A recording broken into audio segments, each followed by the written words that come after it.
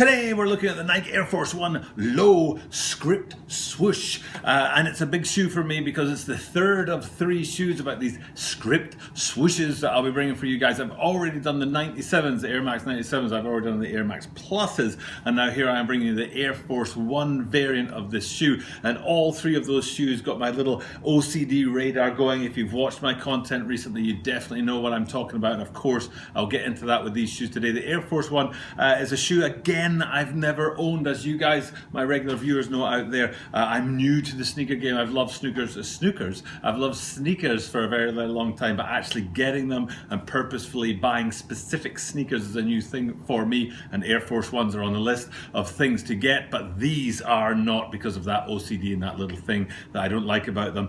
So the question today is, how do these compare to those Air Max 97s? How do they compare to those Air Max Pluses? And does that OCD thing tip it over the edge for me? And what is that OCD thing when we come to the Nike Air Force 1 Scripted Swoosh?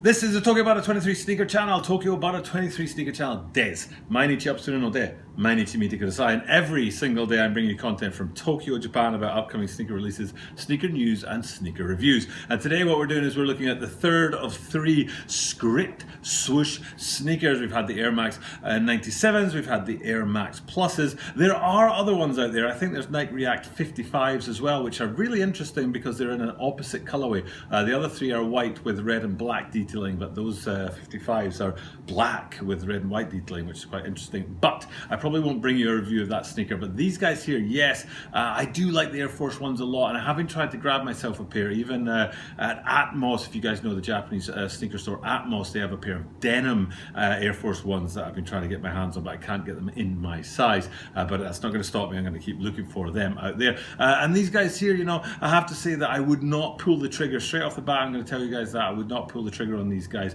and buy them for various reasons, which I'll talk to you about in today's video. But before we do that, this is a YouTube channel, therefore you should subscribe to it. Subscribing to the channel is a tremendous help, and I really appreciate when you do that. So please hit the subscribe button down below. And as I am here in Japan, I do say in Japanese at the start of every one of my videos, 登録お願いします。登録してくれると助かるので、ぜひ登録お願いします。There's a little bit of noise in the background there. I was like, oh, what's that going on? But I think it was nothing.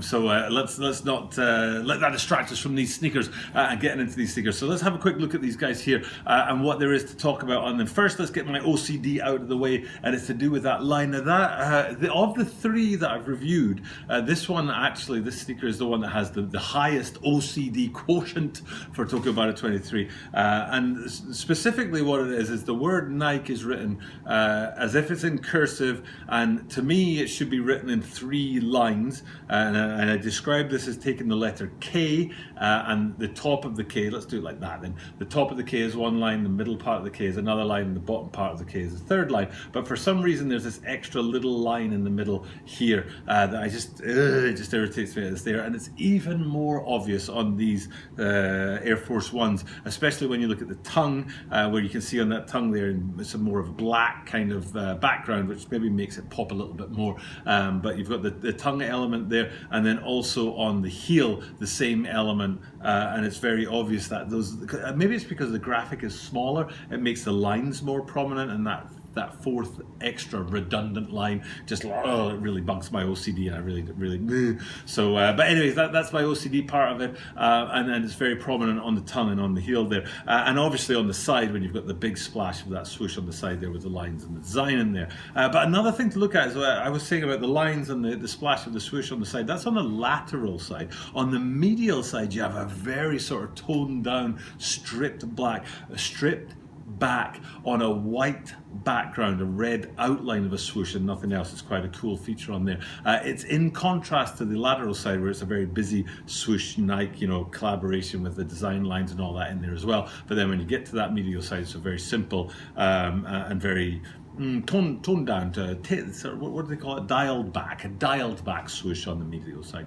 And then one more thing to look at on these guys, which stands out as well, and I think that it's for me. I'm not a huge fan when the main color on the upper and the material around the lacing system don't match, which often happens on foam posits. Where else does it often happen? I think it happens in other places as well. I think it's blazers. Is it blazers that it often happens where yes, blazers, isn't it? Where the material around the lacing system doesn't quite gel with the upper, and that's what I see here, that material around, I'm not sure if it's suede or leather, roughed up leather. It's kind of a light grey, and I don't think it goes very well with the white of the upper. I think it's it's just either go with a totally different color or get it to match perfectly. But that kind of, in Japanese they say chuto hampa, which means you're neither one nor the other. Chuto hampa is neither one nor the other, and they're chuto hampa, they're just not either go totally the opposite or go very much the same, but not that in between. And that actual piece of material and that color is also evident on the heel, where you can see the same sort of situation there, where that coloring sort of it almost fades in with the upper but doesn't, and it's that chudo hampa-ness of it all that I don't really like. So for me, in the sort of pantheon of Air Force One sneakers, these are pretty low. I really like the Motorsport ones that came out in February this year, and I really toyed with getting my hands on a pair, and I could have gotten my hands on a pair later when they appeared on the sneakers app one more time. I think somebody had returned a pair or something, and I regret not pulling the trigger on those. I really should have. But these guys here, I don't think I'll regret not pulling the trigger on them. They're not for me, as the Air Max 97s aren't for me, and as the Air Max Pluses aren't for me. Okay, that's enough for me today. That's my upload for the day, my daily uploads, as I do this every single day. We have been trying to keep the content going over the summer, which has been hard, I have to admit, but I've been able to keep it going. And we'll be back again tomorrow. Let's see. I've got 3 Jordan sneakers in a row to talk about now, and I don't know which ones will be first, but there's the women's satin black toe and the men's UNC Jordan 1 high, and then there's it's also called a UNC colorway, but it's the SB Dunk Low and the Jordan 1 Low mashup.